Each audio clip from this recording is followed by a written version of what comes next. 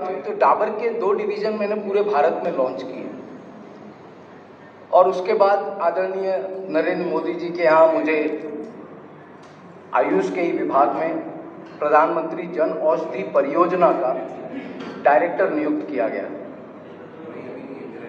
मेरे 35 साल पूरे दवाई इंडस्ट्री में बीते।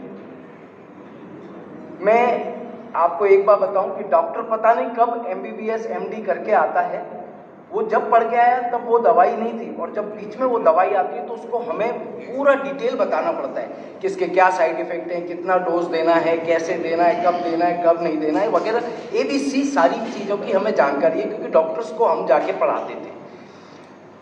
अभी इत्तेफाक की बात है कि 5 जनवरी को ये सारे डॉक्यूमेंट्स मेरे पास है, मैं अपनी मीटिंग्स में दिखाता हूँ। 5 जनवरी को महिला आयोग की अध्यक्षा के साथ हमारी मीटिंग थी पूना में। मुझे मेरे मित्र लेके गए, बाई कार गए हम वहाँ, मीटिंग उनके साथ हो गई। दूसरी मीटिंग चल रही थी, अचानक मेरे को हृदय में दर्द होना शुरू हो गया और धीरे धीरे वो इतना बढ़ गया, मैंने थोड़ी दवाई बाहर से जाके ले ली, बाहर मेडिकल स्टोर था, लेकिन हालत ये हो गई कि मैं बेहोश होकर गिर पड़ा, दर्द में तड़फड़ा रहा था पूरी तरह से। वो लोग इत्तेफाकन जिसके साथ मीटिंग चल रही थी वो मेडिकल कॉलेज के मालिक थे, बैरिस्टर पेलुस्कर साहब। तो वो मुझे लेके गए, उन्होंने हॉस्पिटल में भर्ती कराया। मेरी सारी रिपोर्ट्स आप देख सकते हैं, सारा ECG और सारी चीज़ें लगातार चलती रही और मैं मरने की कगार पे था, ऑलमोस्ट मर चुका था, लेकिन मुझे वहाँ जिंदा ऊपर वाले ने रखना था, मैं आ गया। मुझे डॉक्टर्स ने कहा था 4-5 महीने लगेंगे नॉर्मल होने में और आपको एंजियोप्लास्टी इमीडिएट करानी है। मैं घर पे आके और शांति से पड़ा हुआ था, कुछ कर नहीं पा रहा था और बहुत प्रॉब्लम में था। ऐसे में अचानक मेरे घर पे 2 जने आए, एक कभी किसी की मैंने मदद की थी, वो एक महिला को लेके आए, उनका नाम था, यहीं पे वो हैं, मैं बताऊंगा आपको। तो मेरे घर पे उन्होंने आके मुझे इसके बारे में बताना शुरू किया, इस प्रोडक्ट के बारे में।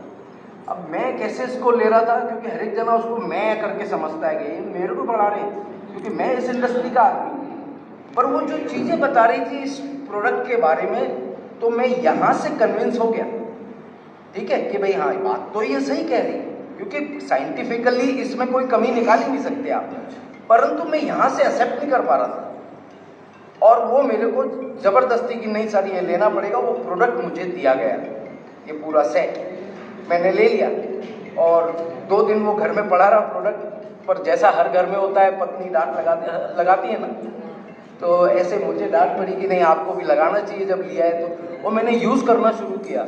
आप विश्वास नहीं करेंगे, मेरे इसमें देखिए मैंने प्रोडक्ट कब लिया है, 6 फरवरी को, और मैं यहाँ पर 17 फरवरी को दौड़ता हुआ आया, क्योंकि इन 10 दिनों में मेरे अंदर जो परिवर्तन आया वो मैं आपको बता नहीं सकता कि मेरे अंदर क्या परिवर्तन आ गया।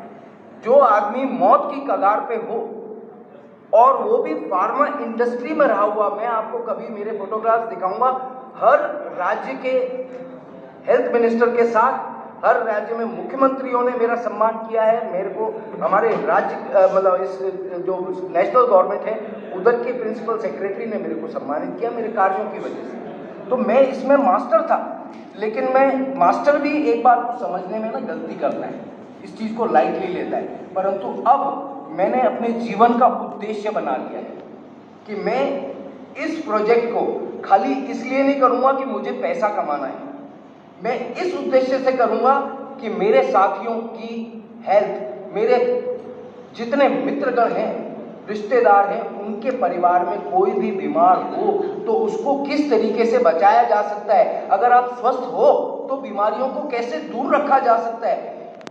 ये ई-बायोटोरियम जो है ये एक ऐसा मिरेकल कर गई है कि पहली बार भारत का एक मेक इन इंडिया प्रोडक्ट आज विश्व में धमाके मचाने जा रहा है। मेरा निवेदन है कि इसको आप भी इस उद्देश्य से मत करिए कि पैसा कमाना है। अरे ये तो इससे बड़ी समाज सेवा कोई नहीं है। अगर हम जाकर के इसके बारे में लोगों को बताते हैं और उदाहरण प्रस्तुत करते हैं और उनने भी यूज कर लिया तो हम बाकी लोगों के स्वास्थ्य का भी ध्यान रख रहे हैं। ये सबसे बड़ा नेक कार्य है।